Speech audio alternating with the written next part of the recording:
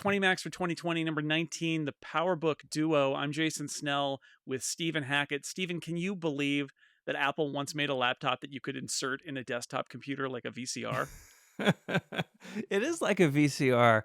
Yeah, the PowerBook Duo. So I've got one, and along the back there's this crazy giant port slot thing, and you'd go and put it in this The enclosure. Duo And dock slot, which there were a whole variety of Duo docks, one of which was the big Duo dock that was like the shape of a plastic enclosure of a computer, and you'd insert it in there and it would get sucked in with patented Apple power latch trademark technology.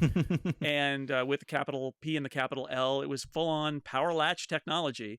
And but there were also like mini docks and third party docks. And that's because other than that weird slot, all you had on there was a single serial port. So like there was no headphone jack, there was no floppy drive, which was actually like really hugely problematic back in that Yeah, era. right. But it was all of this in the service of creating the thinnest, lightest laptop possible for the hmm era, and it was. Yeah, it's really cool. I mean, the idea was you have this super portable notebook you could take with you, and then when you came home or back to the office, you'd plug it in so it would charge. But especially the big Duo dock had additional capabilities. So you could have additional storage, additional drives. You could even have one with a floating point coprocessor, I Yeah. think. Yeah, you're upgrading your processor when you Yeah, insert it. So it was a faster computer when it was inserted than when it was not. right.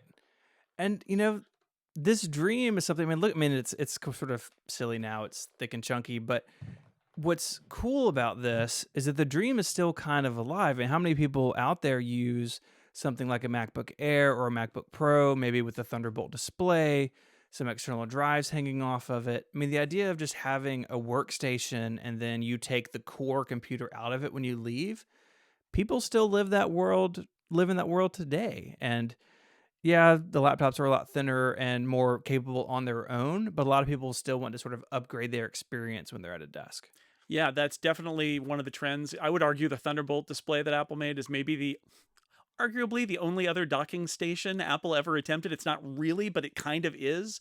But the other big trend is obviously just sacrificing features for thinness and lightness, and Apple has done that repeatedly. The PowerBook Duo is a great example of that, but the MacBook Air, especially that first MacBook Air, if you remember, had one USB port. It had like a non-standard video output. It was so It strange. was weird. And then the 12-inch MacBook is kind of like that too, where it's got the one USB-C port and that's it. And so the Duo was like that. It today it looks chunky, but in that era, it's the same idea. Apple knew what people wanted, is the lightest, thinnest laptop possible, and so the Duo let them do that, even though they lost, like, literally, if you think about it, there's no Wi-Fi in this era, and so there's no like syncing that you could really do. And then you've got this laptop that doesn't have a floppy drive, and basically what was on the Duo stayed on the Duo. It was really inconvenient, but it was thin and light, and you could put it in your backpack and not break your back.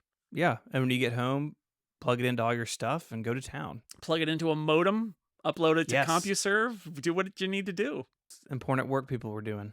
Well, PowerBook Duo has ended up as kind of an oddity. Even in its time, it was a bit of an oddity because the regular PowerBooks were by far the most popular. This was happening in line with the existing kind of original PowerBook wave, hmm which was super popular.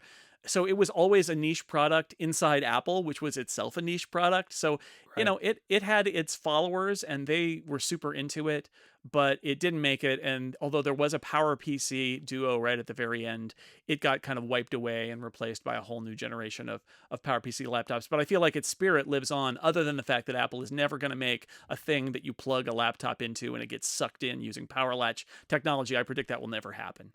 Yeah, there was a rumor probably 5 or 6 years ago now, and Apple trademarks everything, and it was, hey, you have this 27-inch glass display, and you slide your notebook into the side of it. Like, that's not coming back. I think Apple's fine leaving this to third-party companies who want to make Thunderbolt docks that you plug in, and letting customers who want this kind of build it on their own. I think makes more sense for Apple today than something like this. Yeah, and those Thunderbolt and USB-C docks are actually the true legacy of the Duo dock. Is you plug your 12-inch MacBook into a USB-C dock and then add some more ports so that you can do a podcast and charge your laptop at the same time, in case you need to do that.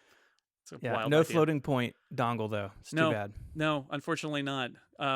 So, we salute the PowerBook Duo, number 19 on the list. It's a really interesting product, and it's the only Apple laptop that was a transformer, essentially. The PowerBook Optimus Prime.